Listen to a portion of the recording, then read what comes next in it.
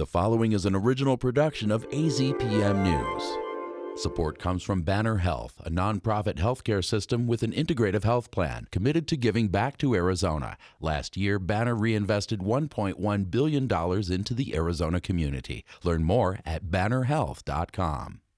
Arizona's primary election, looking back at Tuesday's results and forecasting the matchups for November's midterms. And new questions are raised about safety in downtown Tucson. The press room starts now.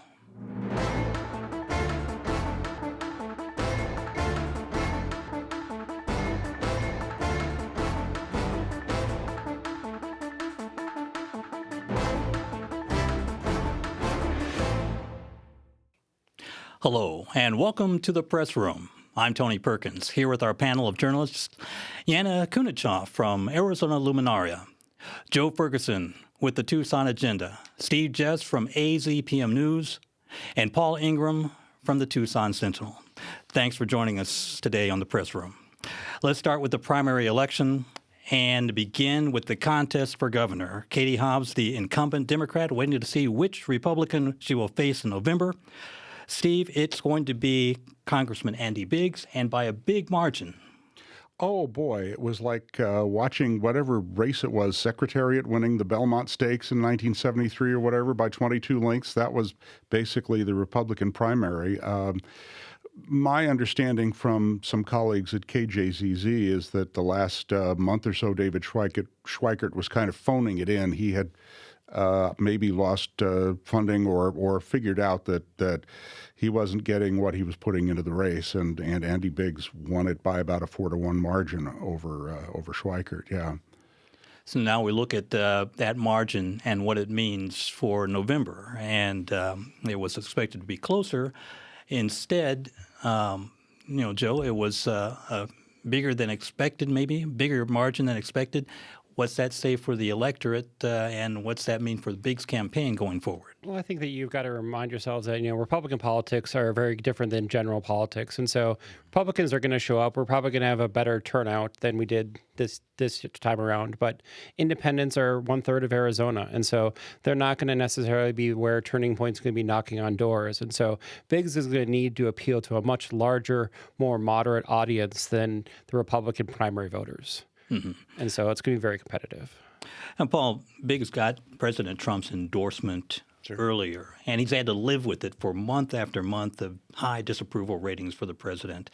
Yet his supporters still came out strong in his favor. Well, I think naturally, for President Trump's, if he says he likes a candidate, that person often does pretty well in Republican circles. But when that person has to go to the general election, as Joe said, all of a sudden they have to compete, show themselves as being independent. It makes it harder for that. The president is historically unpopular, and seems to be kind of he's not gaining or losing votes. He's just hanging under 40% right now, according to most public polls. And so for him now, you're going to have that anchor around your neck if you're Biggs. But if you're Biggs, you also really need that because that's what fires up Republicans to come out and help you vote. Now let's take a look at what's next in the gubernatorial race, which is the choice for lieutenant governor. Each of the two candidates will choose a lieutenant governor for the first time in Arizona. Joe, give me a little bit of background as to why now we're getting a lieutenant governor to run as a running mate for Andy Biggs and for Katie. So this was a decision by the legislature to create the title, and it allows there to be a different kind of succession and order.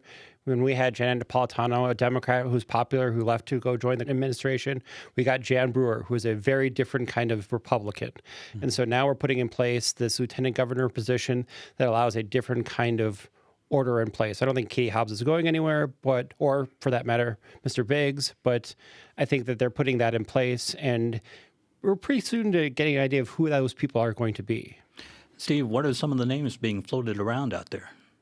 Well, I just know that there is a rumor, possibly planted by someone at this table, that Regina Romero was being considered as a running mate for Katie Hobbs, but I don't know whether that's gained any traction or not. The question for Andy Biggs is whether now that he's won the Republican primary with the far-right MAGA crowd, if he would do well to pivot toward the center by picking a lieutenant governor who's got more middle-of-the-road support among Arizona voters. As Joe pointed out, a third of Arizona voters are independent. It's about an even split between Republicans, Democrats, and independents, and you need to attract independent voters to win a statewide office in Arizona. Paul, that injects a new kind of energy into the general election that we haven't had before. Certainly. I mean, it adds another person. There's another person who can help campaign. It's another person who, of course, also can be, could be problematic. I mean, we look at some vice presidential candidates who have ended up kind of dragging down presidents who picked the wrong person. Mm-hmm. It's about picking someone who's really good, who adds something to your campaign. So someone who can maybe bring, expand Southern Arizona, who could bring Latinos might be really effective. And also for Republicans, somebody who moderates the candidate might be really helpful. On the other hand, you could see the Republicans choosing someone who's even more MAGA, just to really kind of excite the crowd and really bring them to the forefront. There's different strategies, and we'll have to see exactly why someone ends up getting picked for lieutenant governor, and then what do they win? How are they going to make that job their own, and how are they going to use that position? All right. That's going to be interesting to check out. I think the deadline is September the 4th for the candidates to choose their running mate going into November. Yana, you were in Marana on Tuesday, and residents there made the contest for mayor, John Post over Greg Johnson, one of the more interesting contests of the evening. Spell out for us what happened in Marana on Tuesday. Yeah, I think that whole election is really interesting. There was a slate of sort of reform candidates that were running that had come up in the movement against both the proposed data center and the proposed immigration detention center. So you have this town that is kind of dealing with these like big national existential questions, and the election ended up being really, really close. So only one reform candidate, Jackie McGuire, actually made it in the election. She'll be a new city council member, but those numbers were so close. I think some of them 1% or 1.5%. So to me, it shows that there's a really big divide on essentially it was a referendum on these issues. And that's how I understood it. It shows a lot of people are concerned in the town. And one thing I think is probably important is like these folks started running after December. This wasn't a long-term thing. These aren't people who have had long-term campaigns. All four of the reform candidates sort of started from scratch really, really quickly, built a campaign. I mean, they were successful, winning one seat on the Marana Town Council I think is pretty important. It shows that there's some frustration and fury over it. And I think there's a big question about the future of Marana. It's a place that was historically, it was mostly a farming community and then kind of a bedroom community. And now it's being turned into an industrial place with lots and lots of houses. It's really changing really, really quickly. And so then maybe there's kind of a pushback in those changes. And maybe the data center becomes kind of a nice focal point for those issues. I also, Marana is seeing a 10% rise in its water rates starting already this year and over the next few years. So kind of these bigger questions that we're thinking about, what will that look like in Tucson? If or when Project Blue comes online, I think Marana is actually where we should be watching to see. And right or wrong, people in Marana who are suddenly paying higher water rates are going to associate that with the data center and its water usage. And they're, we're already paying through too much for water. We would be paying even more if we have to fund or support a new data center in our community. Joe, it's interesting that big issues over the season, immigration, detention, data centers, all got to be concentrated in Marana. And how voters feel about that, does that sort of reflect how voters elsewhere in Arizona feel about those issues? Oh, I think so. I think that there's plenty of times where there are forums about the Marana data center or the prison complex, and a lot of people from Tucson show up. A lot of familiar faces. A lot of people show up that are there. You got Jen Allen showing up to these events, making it a countywide profile kind of decision. So I think there's a lot of interest there, and people are showing up wherever they can, donating wherever they can, and supporting wherever they can. I mean, these candidates raised a lot of money and spent a lot of money in Marana, and that didn't just come from their own piggy bank. That didn't come just from their own constituents. These were people all over the place giving money because they're so passionate about these issues. Mm-hmm. Now, Paul, fascinating contest in the Democratic primary for LD 20, Legislative District 20, the state Senate battle between Alma Hernandez and Rocky Perez.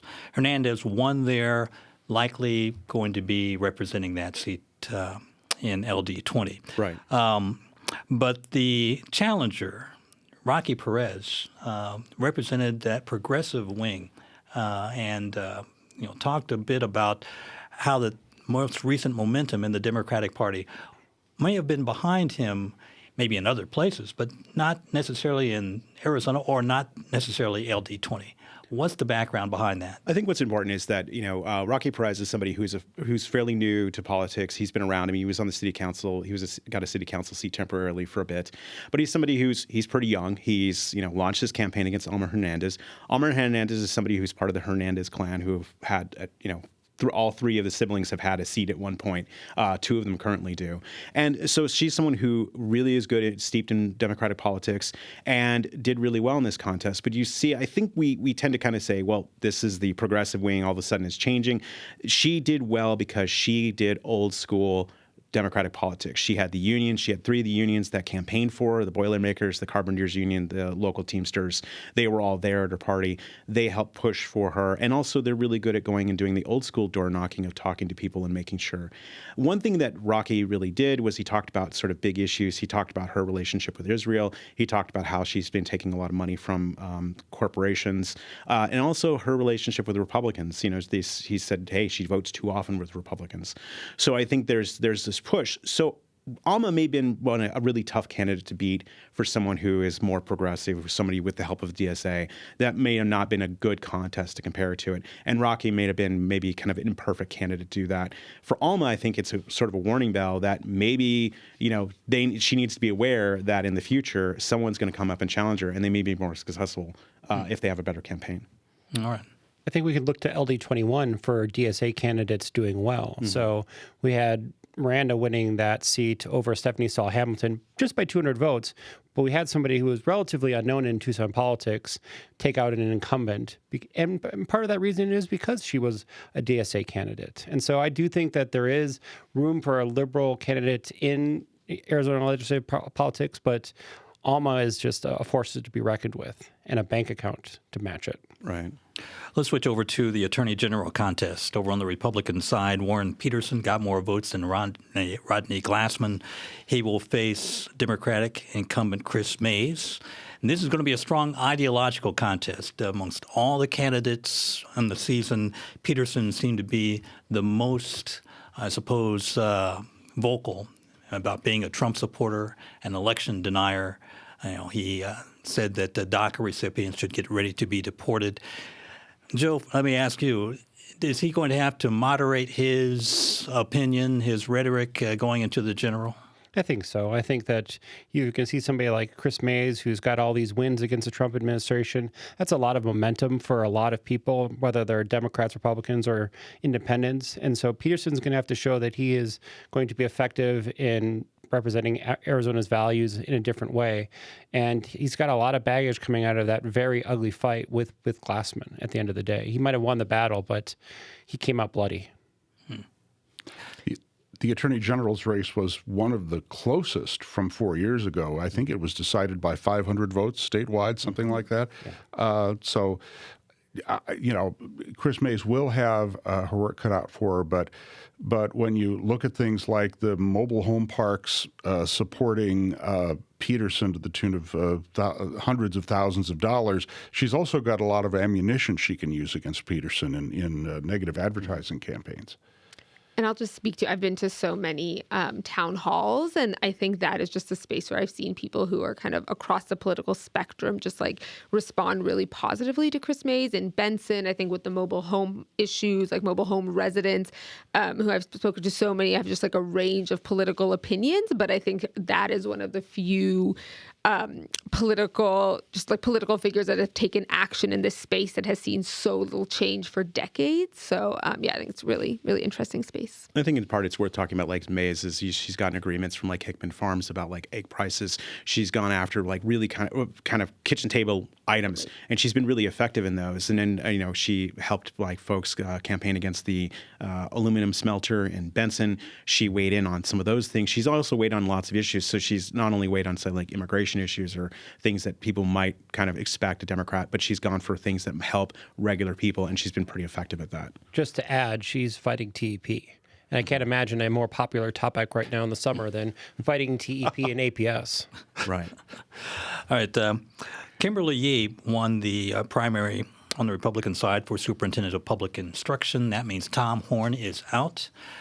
Tom Horn was strong on reforming school voucher system. What's that mean for the future of school voucher reform? I'm not sure Horn was so much about reforming it as maintaining it, and wiping out everything that he viewed as quote unquote DEI in the school system. Didn't he set up a hotline where people could call if they thought that something a little too woke was being taught to their kids, things like that? But I don't know. I don't know if it will be how much of a change it'll be if he gets in as superintendent.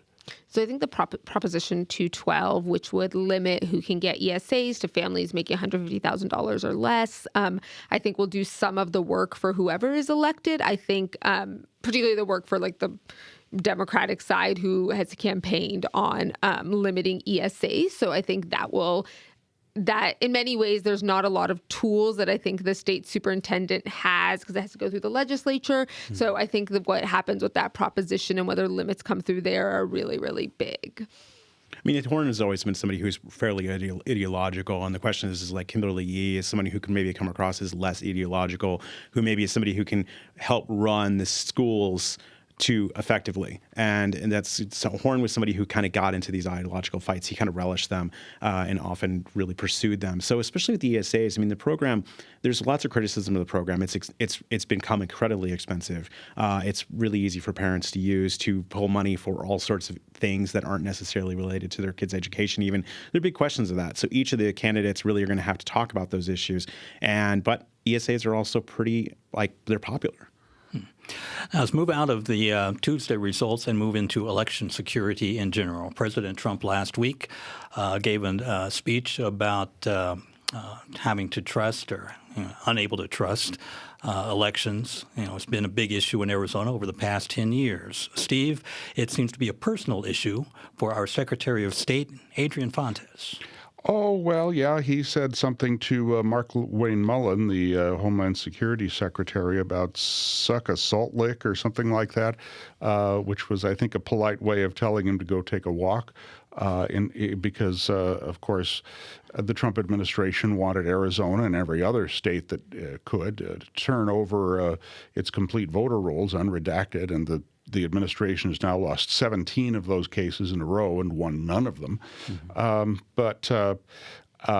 There is any of these people, whether it's Trump or his minions or Warren Peterson or anybody, has to do is provide some proof that any actual election fraud is going on. Yes, there are random, rare cases of people voting who are unqualified, but the sort of thing that the president is talking about has not been shown to really exist in great quantity anywhere. The kind of voter fraud that he complains about as the reason for his loss in 2020. Okay. Let's discuss an event in Tucson that happened over the past weekend. A shooting downtown left 9 people wounded, and a suspect was arrested, but it generated a whole lot of online debate. Yana, the manager of Empire Pizza, the big corner establishment downtown, went online, and there was a lot of a lot of passion that went back and forth on the internet regarding what he had to say. Yeah, I'm going to open this up to other folks here also who have been following. I think that it has, to me, been a big conversation about how we talk and think about safety, and also who we blame when things like this happen and kind of what systemic issues come in there. So I know Paul has been covering that a lot more closely. Yeah, I mean, it's sort of difficult because, I mean, for Empire Pizza, I mean, it's clearly the person who's running the account is furious about this event. They're really upset. I mean, there were 2 people who were on their porch who were wounded in this shooting, and there was lots of kind of a sudden sort of a kind of shotgun blast of pardon the expression, but of blame. Like he kind of blamed everyone. He blamed the cops. He said at first the cops that weren't there, they weren't in the right place, even though I was talking to the Tucson police chief on Thursday, and she said, hey, we had officers there before the 911 calls even there. They had 20 officers. They were on scene. Immediately, but still there was this kind of like anger about that. There's been a lot of direct against people who are homeless, about people who are using fentanyl, for using the alleyways as kind of an outhouse because there's no other place for them to go. There's all these sorts of problems that were all kind of compiled into this one kind of angry rant or series of angry rants about it. But I think when we can break away from that is that there are issues in Tucson that we have to talk about, which is there was a forum on Thursday that the mayor, along with Laura Conover, the Pima County attorney, and some other folks talked about that these issues, and kind of about what the city is doing about these issues, what the Tucson Police Department is doing about these issues, and how they can move forward in trying to interrupt violence, interrupt violent acts. And it's a hard problem in this. Is downtown safe, Steve? I don't get there as often as I could, but what I do know is that none of the problems that people complain about, whether it's public drug use or people relieving themselves in public or anything else, none of those things was invented in Tucson. They're a sign of broader economic and societal issues across the country, maybe across the Western world, and we can't just look at Tucson politicians as those who caused this. They have the responsibility to do things about it, but it also needs to be addressed on a national level. I think it's obviously an event that no one would have wanted to be around for, but there's so many, when I think about it, there's so many dynamics that are part of that. Part of what I've been doing this last week was covering a new TPD program that's supposed to address how unhoused people who have a lot of trespassing, loitering, or public urination charges are engaged with by police officers. And the idea is there's going to be a list of 50 people, and those people are going to get extra attention from both outreach workers and TPD, but possibly have more kind of harsher criminal charges or penalties as a possibility. But I think that thinking about, I think it was just interesting that public urination came into that conversation at the time when there's an effort to have a police response to that, but there was also a discussion about like, oh, if you had more bathrooms, would that solve this issue? I think a conflation of kind of bigger crimes connected to smaller things that are, things like public urination or even loitering. I think there's not research that backs a connection between those things. I think the broken windows theory of policing has been one that for decades has been connected to over-policing of a lot of vulnerable communities. So I think I'm just watching for where that connection is made in a moment of high emotion after something that is genuinely scary happened in the community we live. This was the biggest mass shooting in Tucson since the January 2011 tragedy. And this time around, like we said, a lot of the passionate discussion happened on social media. Is it moving into the mainstream? Most of the stories we do about downtown Tucson have to do with economic development. And all of a sudden, we have this serious crime story. How do we approach that? Well, I think that's a really good question. I mean, I think the first thing is to think about that this wasn't even the only mass shooting in the United States on Sunday. We've had more than 300 mass shootings in the United States this year alone. It is something that unfortunately happens, and it is unfortunately part of our public life. And trying to figure out how to interrupt that is a really, really difficult problem.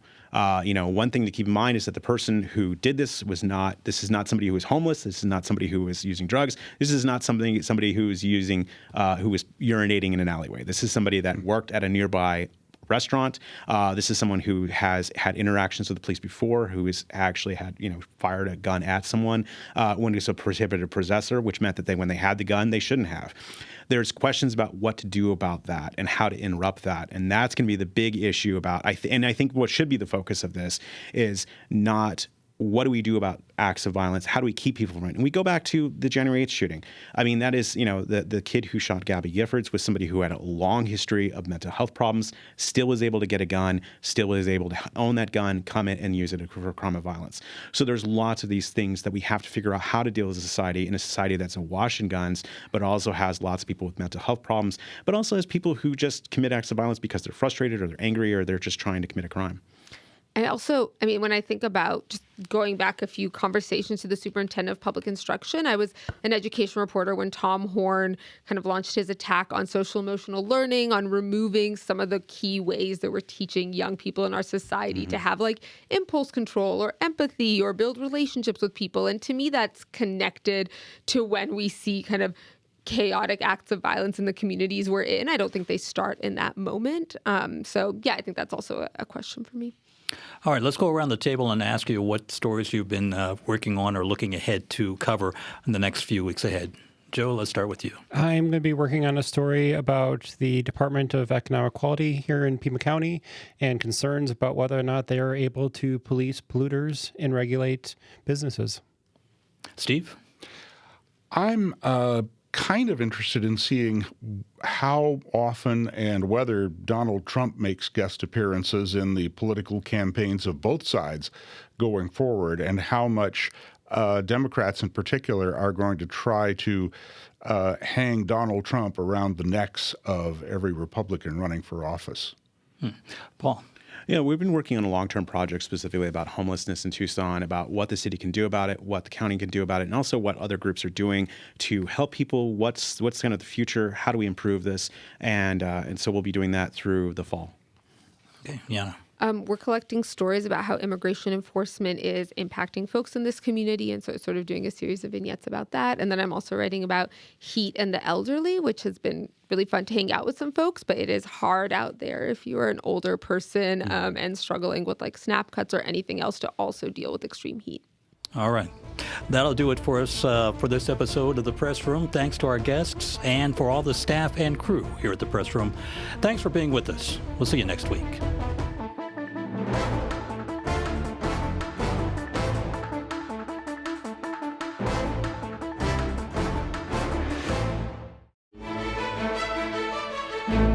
Support comes from Banner Health, a nonprofit healthcare system with an integrative health plan committed to giving back to Arizona. Last year, Banner reinvested $1.1 billion into the Arizona community. Learn more at bannerhealth.com. This has been an original production of AZPM News. Thanks for watching The Press Room on YouTube. If you have questions about something we talked about, please leave a comment below. And for more Press Room, click here.